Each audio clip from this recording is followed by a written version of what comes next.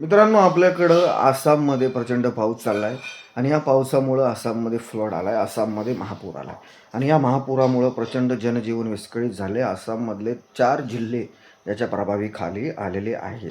आसाममध्ये सध्याची परिस्थिती आहे, तिच्याकडं ना आपल्या मीडियाचं लक्ष आहे, ना आपल्या देशातले जे प्रकांड पंडित आहे मोठे-मोठे, जे प्रत्येक विषयावरती आपल्याला ज्ञान देतात, टीव्ही चॅनलवरती, सोशल मीडियावरती, हे सगळे गप्प आहेत.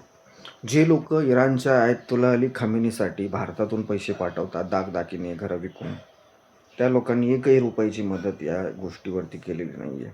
देशात घडणाऱ्या छोट्या-छोट्या राजकीय घडामोडीवरती आपले मत मांडणारी जी लिब्रांडो गँग आहे ना, यांच्या तोंडातून आसामबद्दल एक शब्दसुद्धा फुटत नाही आहे.